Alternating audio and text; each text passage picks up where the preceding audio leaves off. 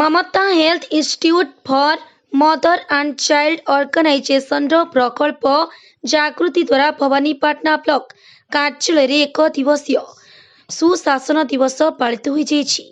विशेषकर ग्रामांचल किभली अच्छी स्वास्थ्य शिक्षा स्वच्छता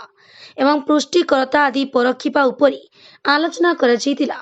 सरकारक लोका अभिमुखी योजना कार्य हेउछि किंतु तल स्तर रे यार सठिक उपयोग न होई परिबा हेतु कलाहांडी जिले में स्वास्थ्य शिक्षा स्वच्छता एवं पुष्टिकर हार बहु नगण्य यार मात्रा बढ़ाइबा निमंते व्यापक सचेतनतार आवश्यकता अछि। तेणुक ममता द्वारा आगामी 3 मास मध्य ग्रामांचल आशा अंगनवाड़ी कर्मी मानक उपयुक्त शिक्षा दियाजिबा सह सेमानक जरिया किभली अधिकरू अधिक मात्रा ग्रामांचल में बसवास करथिबा जनता व्यापक सचेतन कर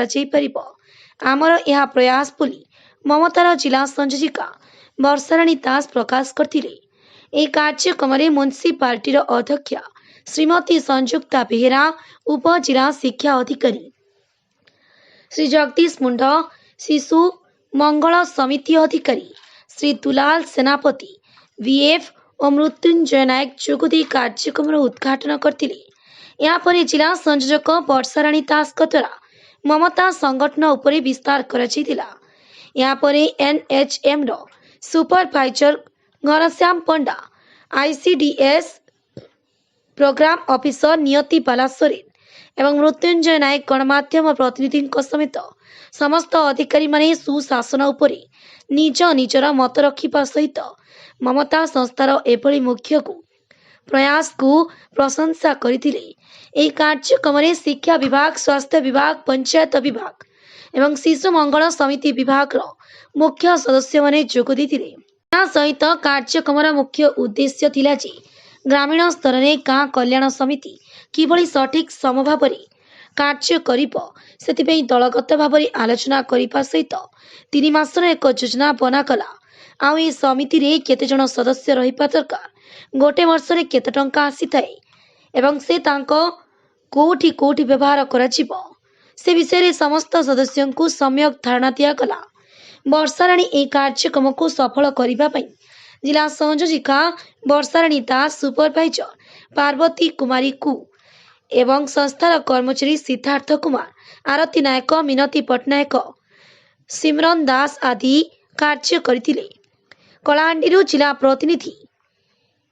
जगन्नाथ नायक सहित चतुर्भुज नायक रिपोर्ट एकेन न्यूज। संयुक्ता नायक महिला स्वास्थ्य कर्मी पोखरीघाट स्वास्थ्य उपकेन्द्र एवं आमर गोष्ठी स्वास्थ्य केन्द्र होची बोड्डा कलाहांडी भवानीपाटना ब्लॉक। आज जागृति जो सुशासन दिवस आसिले गोटे जो ऑर्गेनाइजेशन चली एठी होची ममता जोटा रहउची एठी लेखा होची एमएमआईएस आपण एठा को आसी कोन सिखबा को पाइले HMIS health institute and mother and child जोटा कि माँ एवं शिशु स्वास्थ्य को लेकिन कार्यक्रम होची आज जो थिला हमर सुशासन उपरे गवर्नमेंट डे यही दिवस रे जो हमर डिस्कशन करागला ये समस्त आशा दीदी अंगनवाड़ी दीदी हमर एनएम दीदी एवं ये उपस्थित हुआ शिक्षक वृंद आउ बीआरआई मेंबर माने उपस्थित थिले एवं समस्त उपस्थिति रे जो माने डिस्कशन आलोचना करागला सबू डिपार्टमेंट से स्वास्थ्य विषय तो बेसी माने सब लिंक रोची आउ यही दिवस रे आमे जानि पारला जे आमे समस्त केमिति अकाउंटेबिलिटी एवं एडमिनिस्ट्रेटिव रे काम करि परिबा एवं रोल रेस्पोंसिबिलिटी काम करिला परे केमिति हमर सुशासनटा सुदृढ़ हे परिबो एवं हमर सेडा सरकारी स्तर रे हो किबा बेसरकारी स्तर रे जेते कर्मी अछते से माने जानिबा को पाइले एठी आसी जे आमे केमिति कोऑर्डिनेशन रे काम करले हमर माने उन्नति हम एवं जो आम कार्यक्रम जहाँ जो दायित्व दि जाइए से दायित्व केमिति सुचारू रूपे समाधान हो पार एवं आम ओडिशा राज्यर हो कि भवानीपाटना ब्लॉक निश्चित भाव में उन्नति हेब बोली मोर आशा रही। आगु जो काम करुले समस्ते जो कम अच्छा ताठारू एबे वर्तमान आउ भल काम करेंगे बोली मोर आशा आकांक्षा। जगदीश चंद्र भवानीपाटना सर आज जो सुशासन दिवस केमती कौन आज डिपार्टमेंट को यह एक उचित कार्यक्रम जोटा कि समस्त ଫଳପ୍ରଦ ଆଉ ଏ ସୁଶାସନ ଦିବସରେ ଯେଉଁ ମମତା ଯେଉଁଟା ଆମର ଏଠି କରିଛନ୍ତି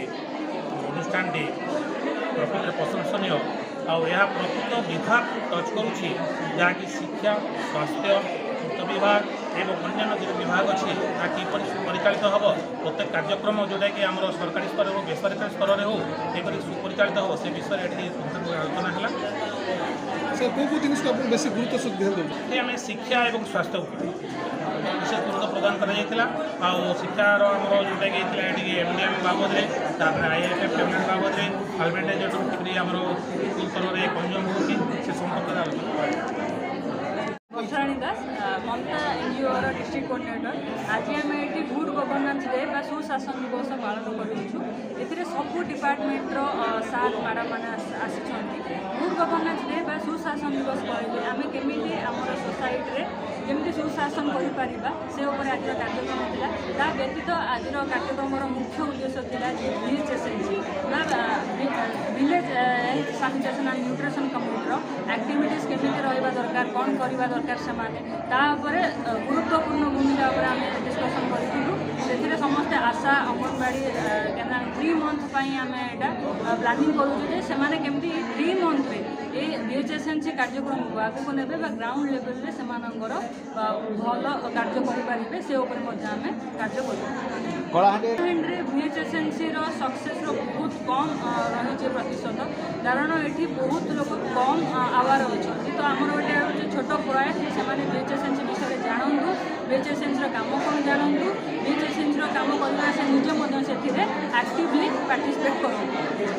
କରୁଥିଲେ ସେମାନେ। କିନ୍ତୁ ବର୍ତ୍ତମାନ ଏବେ ଆମେ ଯେତିକି ଡିସ୍କସନ୍ କଲୁ ବା ସେଥିରୁ ଜାଣିବାକୁ ପାଉଛୁ ଯେ ସେମାନେ ଯେତିକି ଜାଣିଛନ୍ତି ସେଇଟା ସଫିସିଏଣ୍ଟ ନୁହଁ ଆଜିକା ଡେଟ୍ରେ VHSNCକୁ କାର୍ଯ୍ୟକାରୀ କରିବା ପାଇଁ। ତ ଆମେ ଚେଷ୍ଟା କରିବୁ ଯେ ସେମାନଙ୍କୁ 3 ମନ୍ଥ ଭିତରେ ସେ ଉପରେ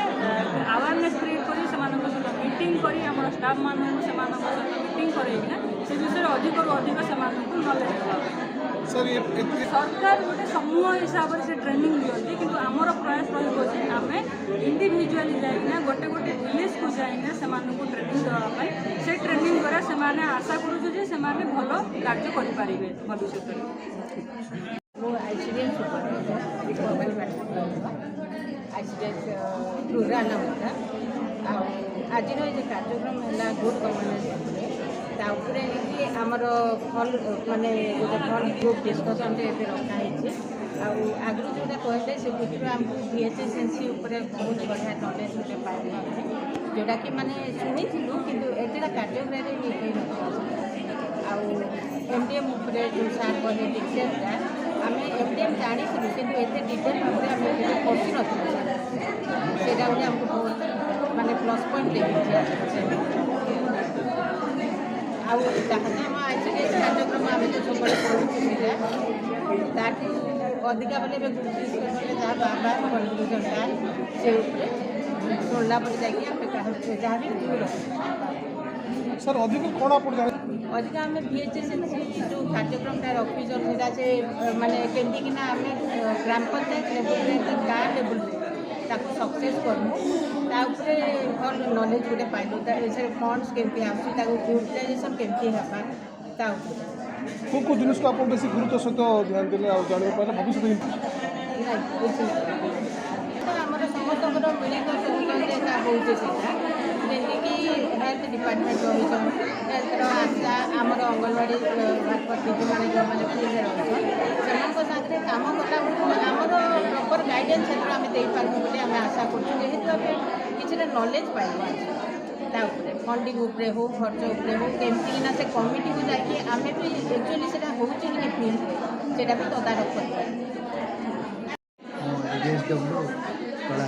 ସାର୍ ଆଜି ଯେଉଁ ସୁଶାସନ ଦିବସ ପାଳନ କଲେ ଏହା ଭିତରେ କିଛି ସୂଚନା ଦିଅନ୍ତୁ। ଆଜିର ସୁଶାସନ ବିଷୟରେ ସ୍ୱୟଂଶାସିତ ବିଷୟରେ ଯେଉଁ ମମତା ଟିମ୍ର ଯେଉଁ NGO ସେ ଆମ ଓଡ଼ିଶାର 15ଟା ଡିଷ୍ଟ୍ରିକ୍ଟରେ କାର୍ଯ୍ୟ କରୁଛନ୍ତି। ବିଶେଷ କରି ଆମ କଳାହାଣ୍ଡିରେ 2ଟି ବ୍ଲକରେ ଗୋଟେ ହେଉଛି ଆମର ଲାଞ୍ଜିଗଡ଼ ଏବଂ ଭବାନୀପାଟଣା ବ୍ଲକରେ ଯେଉଁ କାର୍ଯ୍ୟ କରୁଛନ୍ତି ତା ବିଶେଷ ତାଙ୍କର ସ୍ୱାସ୍ଥ୍ୟଗତ ଯେଉଁ ମେନ୍ଲି ଯେଉଁଟା ICDS ଏବଂ ହେଲ୍ଥର ଇଏ ତାଙ୍କର ସବୁ କାର୍ଯ୍ୟ କଭର କରୁଛି। ଏବଂ ଆଜିର ଏଇ ଦିବସରେ ଅନେକଙ୍କୁ ତାଙ୍କର ଯେଉଁ ଷ୍ଟେକ୍ ହୋଲ୍ଡରଙ୍କୁ ଡାକି ଆଉ ଆଜିର ଏଇ ଯେଉଁ ଏୟାରନେସ୍ କାମ କରୁଛନ୍ତି ଏୟାରନେସ୍ ଯେଉଁ ଦିବସ ଆଜିର ଏଇ ଦିବସରେ କରିଛନ୍ତି ତେଣୁ ଏହା ଗୋଟେ ବହୁତ ତାଙ୍କର ଅତି ଭଲ କାର୍ଯ୍ୟ ଏବଂ ଏ ମାଧ୍ୟମରେ ଯେଉଁମାନେ ଆମର ପିଆରି ମେମ୍ବର ଏବଂ ଅଙ୍ଗନବାଡ଼ି କର୍ମୀ ଆଶା ଦିଦି ଏବଂ ଅନ୍ୟାନ୍ୟ ଷ୍ଟେକ୍ ହୋଲ୍ଡର ଯେଉଁ ଆସିଛନ୍ତି ତାଙ୍କ ପାଇଁ ଆଜିର ଏଇ ଦିବସରେ ଆମର ଗୋଟେ ଗୁଡ୍ ଗଭର୍ଣ୍ଣାନ୍ସ ବିଷୟରେ ଯେଉଁ ଆଲୋଚନା କରାଗଲା ଏହା ତେଣୁ ଏହା ଅତି ଗୋଟେ ଉତ୍ତମ ତାଙ୍କର ଗୋଟେ ପ୍ଲାନ୍ ଥିଲା ଏବଂ ଏହା ଅତି ପ୍ରଶଂସନୀୟ ଗୋଟେ ଯୋଜନା ବା ଏଇ ପ୍ରୋଗ୍ରାମ୍ ସିଜିଏସ୍ଟା ହେଉଛି ଆମର ଯେଉଁ ସ୍କିମ୍ର ଗଭର୍ଣ୍ଣମେଣ୍ଟର ଯେଉଁ ଫେସିଲିଟି ସ୍କିମ୍ ଅଛି ସେ ସ୍କିମ୍ ଉପରେ କାମ କରେ ଆଉ ମମତା ଯେଉଁ ତାଙ୍କର ଏନ୍ଜିଓଟା ତାଙ୍କର କାର୍ଯ୍ୟ ତାଙ୍କର ଯେଉଁ ହେଲ୍ଥ ପ୍ରୋଜେକ୍ଟ ଆଉ ମମତା ପ୍ରୋଜେକ୍ଟ ଭିତରେ କ'ଣ ଡିଫରେନ୍ସ ଅଛି ନା ଗୋଟେ ଏନ୍ଜିଓଟା ଯେଉଁ କାମ କରେ ସେ ତାଙ୍କର ଯେଉଁ ଗାଇଡ଼ଲାଇନ୍ ଯେଉଁଟା ତାଙ୍କର କାର୍ଯ୍ୟକଳାପ ଅଲଗା ଆଉ ଆମର ଯେଉଁଟା ଗଭର୍ଣ୍ଣମେଣ୍ଟର ଗାଇଡ଼ଲାଇନ୍ ଯେହେତୁ ଆମେ ଗଭର୍ଣ୍ଣମେଣ୍ଟର ଅଧୀନସ୍ଥ ଏବଂ ଗଭର୍ଣ୍ଣମେଣ୍ଟ ସ୍କିମ୍ ତେଣୁ ଆମେ ଗଭର୍ଣ୍ଣମେଣ୍ଟର ସ୍କିମ୍ର ବାହାରେ ଆମେ ଯାଇ କାମ କରିପାରିବୁ ସାର୍ ଗୋଟେ ଗଭର୍ଣ୍ଣାନ୍ସ ପାଇଁ ଗୋଟେ କେବଳ ଆଡ଼ମିନିଷ୍ଟ୍ରେସନକୁ ବୁଝାଇବେ ସେ ଯେଉଁ ଆମ ଯେଉଁ ସୋସାଇଟିର ବା ଯେଉଁ ଭିଲେଜ୍ କଥା କହୁଛନ୍ତି ଯେଉଁ ସୋସାଇଟିରେ ତା ପାଇଁ ଆମେ ଯେହେତୁ ମୁଁ ଗୋଟେ ଡିପାର୍ଟମେଣ୍ଟ ହିସାବରେ ସୋସିଆଲ ୱେଲଫେୟାର ହିସାବରେ କହିବି ଆଉ ଗୋଟେ ସୁସ୍ଥ ସମାଜ ଗଠନ କରିବା ଗୋଟେ ସୁସ୍ଥ ସମାଜ ଦେବା ଏଇଟା ହେଉଛି ଆମର ଲକ୍ଷ୍ୟ ଏବଂ ଆଉ କେବଳ ଗୁଡ୍ ଗଭର୍ଣ୍ଣାନ୍ସଟା କହିଲେ କେବଳ ଖାଲି ଆଡ଼ମିନିଷ୍ଟ୍ରେସନକୁ ନ ବୁଝାଇ ଆମେ ତା'ର ସ୍ୱାସ୍ଥ୍ୟଗତ ତା'ର ପରିଷ୍କାର ପରିଚ୍ଛନ୍ନତା ବିଭିନ୍ନ ଏନ୍ଭାରମେଣ୍ଟ ଇତ୍ୟାଦିକୁ ଆମେ ସବୁ ଦୃଷ୍ଟି ଦେବା ତେଣୁ ଗୋଟେ ଗ୍ରାମର କିମ୍ବା ଗୋଟେ ଭିଲେଜ୍ର ଗୋଟେ ଆଦର୍ଶ ଭିଲେଜ୍ କେମିତି ହେଇପାରିବ ଏସବୁ ବିଷୟକୁ ବି ଆମେ ଧ୍ୟାନ ଦେଇ ଆମ ପ୍ରତି ଭିଲେଜ୍ର ଯେଉଁ ଗ୍ରାମସଭା ହେବ ସେଇ ଗ୍ରାମସଭାର ପୁଣି ଯେଉଁ ଗ୍ରାମ ପଞ୍ଚାୟତ ସ୍ତରରେ ସେ ସବୁ ଡିସ୍କସ୍ କରାହେବ ତା ଏପ୍ରୁଭ୍ ହେଲା ପରେ ତାକୁ କାର୍ଯ୍ୟକାରୀ କରି ସେ ଗାଁର ପାଇଁ କ'ଣ ନିହାତି ଦରକାର ସେସବୁ କଲେ ଭଲ ଗୋଟେ ଗୁଡ୍ ଗଭର୍ଣ୍ଣାନ୍ସର